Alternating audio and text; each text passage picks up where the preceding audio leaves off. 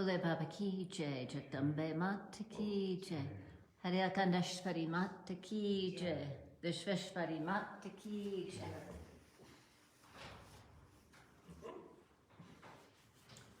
So, in the 8th day of Navratri and Thursday, Guru Day,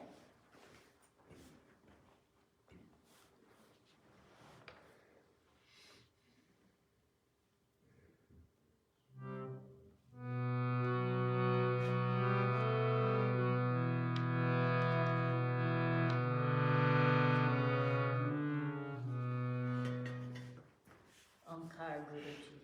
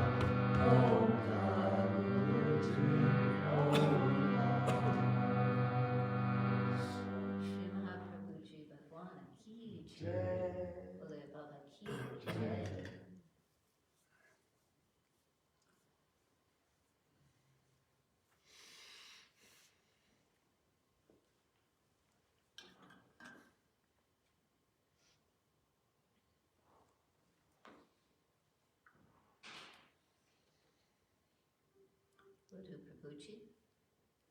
Prabhuji. Not sure what number it is. Oh, it's 26, I think. It is.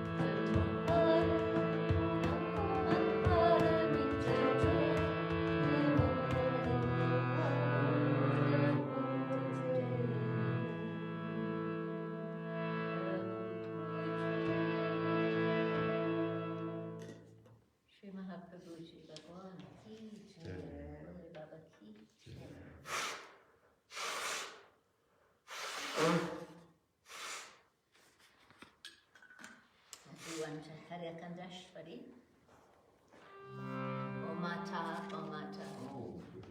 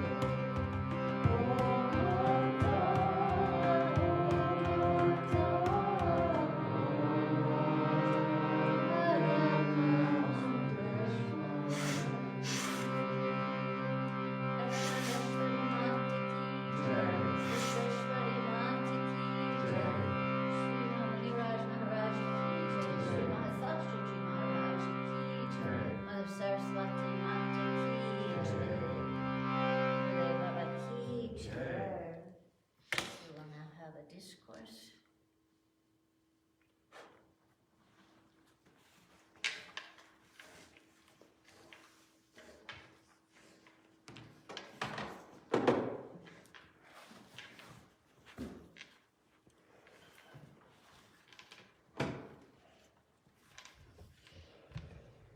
So we have been reading, and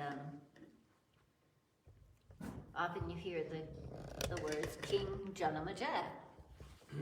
And today we're going to find out a little bit more about him. First, we'll find out more about his father. Was actually the grandson of the Pandavas. So these stories all fit together, but they are very intertwined, and sometimes this is probably my... And the names are hard to remember. Names are hard to remember. It's probably my 100th reading, so now I'm getting a little bit more straight.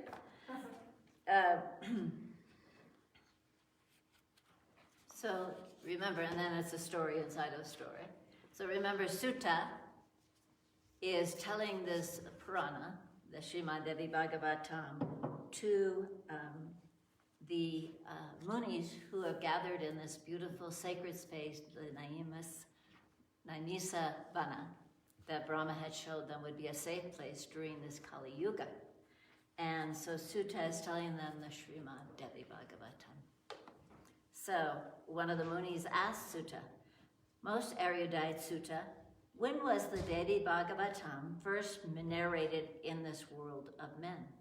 The Sutta said, it was 36 years after the Mahabharata Yuddha, on the 10th day of which this dark Kali Yuga fell on the earth. Vedavyasa's Muni's grandson, the Pandava emperor, Yudhishthira, and his brothers heard that their incarnate cousin, Lord Krishna, had left the world.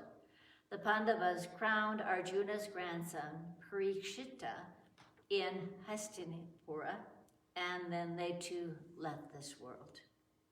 For 60 years, Parikshita ruled wisely until one fateful day he went hunting in the forest. After a long chase, he finally shot a fine deer with his arrow. But the deer bolted into the dense vana, and the king, Parikshita, chased him a long way in vain. At last, tired and thirsty, the king saw a rishi's ashram in the heart of the jungle. The king walked into the hermitage and saw a muni lost in meditation as he sat on a deerskin spread on the ground.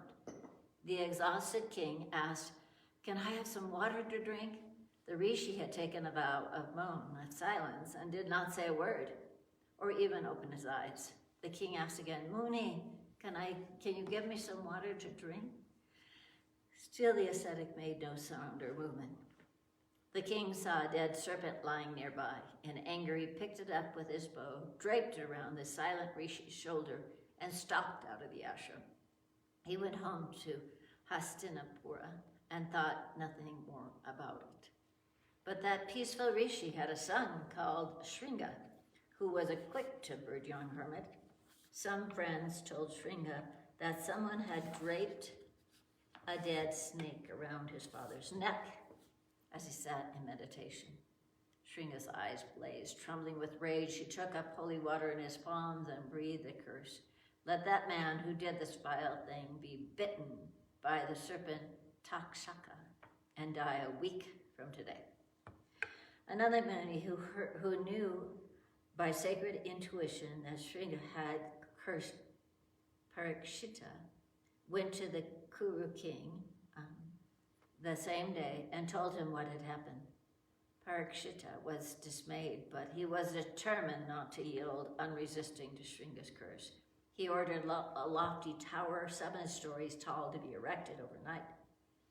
The king stationed his fine warriors to guard the entrances to the tower. He also gathered mystics around him, men who knew the occult powers of gemstones, mantras, and the healing herbs. And he put himself on the 7th story of that tower. He then sent a muni to Shringa to beg him to withdraw the curse. Day and night, the brahmanas around the king chanted powerful mantras to keep the serpent king, Takshaka, away. Great war elephants encircled the tower so no one could come within 1,000 yards of it. Why? They said that not even the air could find its way into this tower. The king sat within, counting the days, the very moment. With great composure, he conducted the affairs of state from his tower. It so happened that at this time, a brahmana called Kasyapa heard about the curse. This Kasyapa had many powerful cities, and he decided that if he saved Prakasita's life, the king would reward him well. Kasyapa set out for Hastinapura. It was the 6th day of the week that the king had been given to live.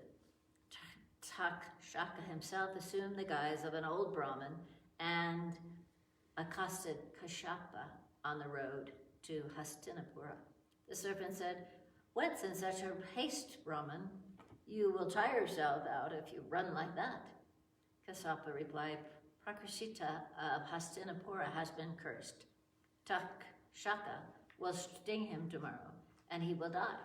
But I know the mantra that can quell even Takshaka's venom, and I mean to save the king's life." Takshaka gave a death-rattling laugh. His eyes flashed green, and the shadow of his immense hood glimmered over the elderly Brahmana's face. The Naga hissed, "Friend, Brahmana, I am Takshaka. Do you think you can save Prakshita if I sting him?" Kashyapa was proud of his powers and said smugly, "Indeed I shall. There is no venom in creation that I cannot cure with my mantras. Prove it to me. I will sting this banyan tree. Let me see if you can make it live again." "I will easily," said Kashyapa. In a moment, Takshaka became an awesome serpent, and darting at the banyan tree, fastened his fangs like sharpened pillars in the bark.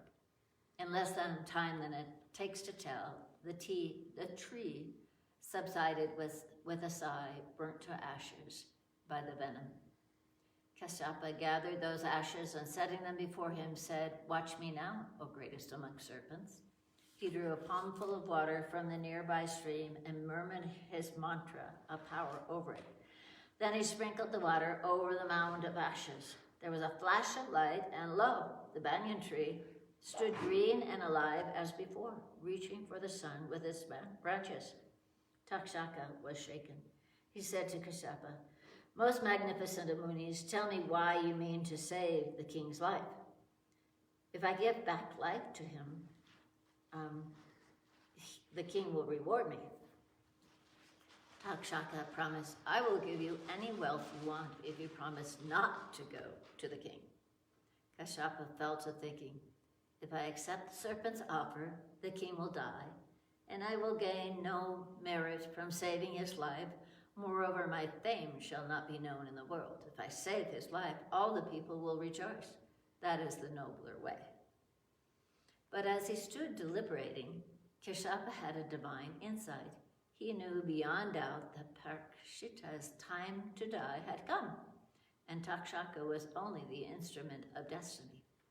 That Brahmana accepted the serpent's offer and went home with the gold that Takshaka gave him. Then Takshaka arrived in Hastinapura. On the 7th day, he saw the tower that had been built and heard of the king was on the 7th floor, surrounded by magical herbs and protected by mantras. Moreover, the war elephants and legions guarded the lofty sanctuary. The serpent wondered how he would reach the king he must kill, but he had no doubt he would, for he knew Brahma had ordained that Prakshita would die today, and nothing could save him. Takshaka had not come alone, but with a complement of his followers. Now his serpents turned themselves into a group of Brahmins, wearing the sacred thread and were smeared with ashes. They had ostensibly brought holy roots and fruits for the king. Takshaka became a tiny worm-sized serpent and hid in one of the fruits. The Brahmins came to the guards, and the false Muni said, "We've come to save the king from Takshaka. We will chant the special mantra so the serpent will not dare come near. We have come to the city, but armed guards have never barred our way before." The sentinel said, "Come tomorrow, Munis, and you shall have free access to the king. Today no one may go." The Brahman says, "Then take these roots and fruits to the king and give him our blessings." They gave the dish of fruits they had brought to the guards and went away. The guards brought the dish up to the 7th story, and Prakshita ordered the fruit and roots to be given to his ministers who sat with him on the vigil. The king selected just one bright fruit for himself. But as he was about to bite into it, he saw the strangest copper-colored, black-eyed worm crawl out of its flesh. Before he could fling the fruit out of the window, the worm became the tent-hooded Takshaka, and quick as a streak of lightning held the king fast. Seeing Takshaka, the ministers all fled, but Parikshita lay helpless in the monster's serpent coils. Slowly Takshaka fastened his fangs like towers into the Kuru king's throat and killed him in a moment. One of the Sanaka's Munis asked, "And the Devi Purana, when was that told?" When Parikshita died, his ministers took his venom-blackened body to the banks of the Ganges and burned it, but no mantras were chanted because of the manner in which he had died. Later, an effigy of the king was made of kusa grass, and this was cremated on a pyre with sandalwood and Vedic hymns. Shock lay over the ancient city. Parikshita's son was still a strapling, and when his father died, fortunately there were able ministers in the land who administered the kingdom until the prince Janamejaya came of age. When he was 11, his family priest taught him all the mantras, all the wisdoms, taught him the use of weapons and the Vedas and the Sastras, and Janamejaya was given into a sovereign well-nigh as accomplished and just as his grand uncle Yudhishthira, who was Dharmadeva's own son. A few years later, the king of Kashi gave his daughter to Janamejaya to be his queen, as was the custom between the two noble houses.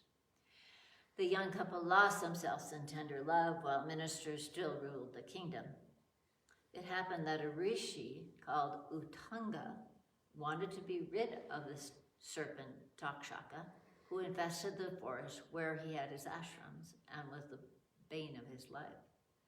Uttanga arrived in Hastinapura, and Janamejaya received him cordially. Then they sat together in the audience chamber. The rishi said suddenly, "My lord, have you so lost yourself in pleasure that you have forgotten to take revenge on your father's killer? Do you mean to remain a child all your life?" The startled Janamejaya wanted to know what he meant.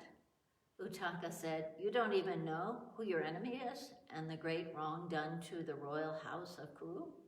The wrong that has yet to be redressed? Janamejaya, it was the snake Takshaka who killed your father, didn't you know?" Janamejaya had just been a child at the time and no one had told him. Now he turned to his ministers who said, "It is true, Lord, your father died of a snake bite, and the serpent that bit him was Takshaka." The young man cried, "But I thought my father had died of a Brahmana's curse. What does Takshaka have to do with it?" The minister said fervently, "King of kings, it was Takshaka who fulfilled the Brahmana's curse. It was he who burnt your father high in the air. Haven't you heard that Prakshita's body was so charred with venom that the proper rituals could not be performed for him? Surely your father's spirit cannot be free, but wanders between heaven and earth in torment." Janamejaya had tears in his eyes as he asked, "Blessed Uttanga, how can I set my father's spirit free? I will do anything so that Parikshita finds peace. I've lived in such delusion, but I will make amends. Muni, only tell me what I must do." Uttanga replied, "You must perform a sarpa yagya, and let all the serpents of the earth be your sacrificial beasts. Let Takshaka himself be offered in your yagya fire, and your father's spirit will find peace." Janamejaya ordered a yagyashala erected on the banks of the Ganges, a hall of 100 pillars, the Agni Kunda, the fire pit at the heart of it, was large as the crater of a volcano. When the preparations were complete, the king and his brahmanas arrived there, and the sacred fire was lit while the sonorous mantras were being chanted. Untaka was, of course, the chief priest. Oblations of the sanctified butter and ghee were poured onto the blazing fire, and the powerful incantations swelled loudly by 1,000 brahmanas' throats. Far away, Takshaka felt the potent mantras snaking out to seize him in subtle coils. He fled in terror to Indra and cried, "Lord of the Devas, save my life." Indra saw how the great serpent trembled. The Deva made Takshaka sit on his own throne and said gently, "Have no fear."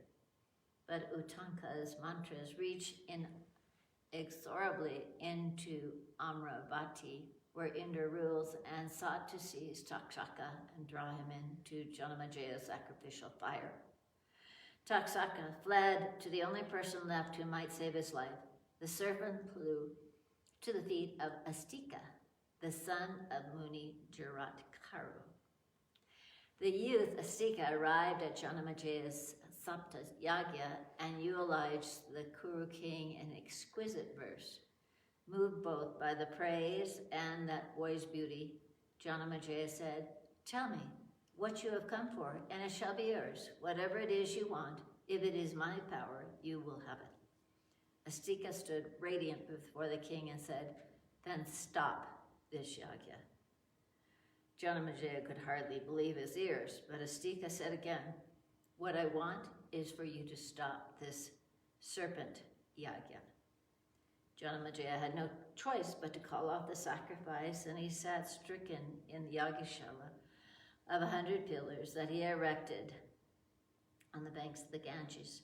It was there to console the monarch who grieved for his father's unappeased spirit that Vedavyas's disciple related the profound Mahabharata info. Still, King Janamajaya was disconsolate and turned for solace to Vedavyasa himself, who was also present there. The young Kasatra moaned, "Alas, that my father died without honor, died of a snake bite, 7 stories in the air. O Vedavyasa, tell me, how will Prakshita's soul rise into heaven, and how my own distraught spirit can find some peace?" King Janamajaya said to Vedavyasa, "Who is this boy Astika who appeared so suddenly and diverted the yagya? Why did he save Takshaka's life?" Vedavyasa replied, "Once there was a rishi called Jaratkaru who was a celibate and a man of peace. As he roamed in the forest one day, he saw in a secret cave the spirits of his ancestors. They said to him, 'Child, you must marry and have a son.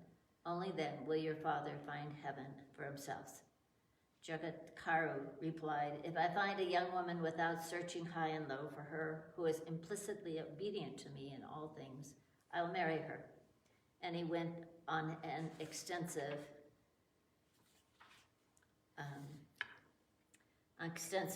journey. Sometime before this had happened, that Kashyapa Muni's 2 wives, this is getting a little confusing. Wait a second, let me see if I can make it simpler.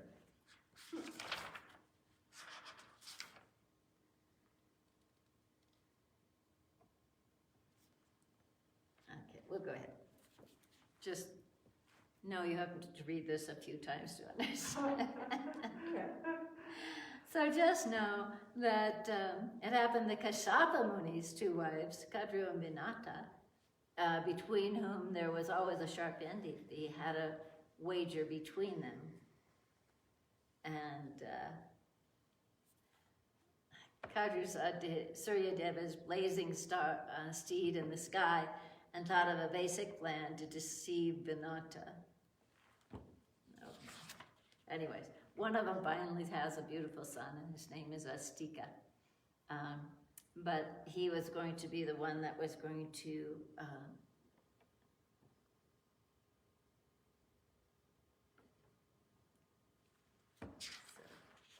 I'm sorry, I thought I had prepared this better. But I didn't. So, So, one of the wives had a baby, and she was a beautiful woman, and she was married to Jarkaru, and they had a child, and this child is Astika. And he was a Muni, O king, to the brilliant, and kept his sister with him. In the time she gave birth, O king, to this brilliant Astika, who came to her Sarpa Yagya and saved the lives of Takshaka and his race, said Vedavyasa to Janamajaya. But the Kuru king was still distraught. My father's spirit has no peace and never shall, for my Sarpa Yagya has been abandoned. Vedavyasa said, King Janamajaya, build a temple to the Divine Mother and worship her with the Amba Yagya. No family that does not worship the Devi has any peace, and those that do worship the Divine Mother and are given their hearts every desire and moksha thereafter.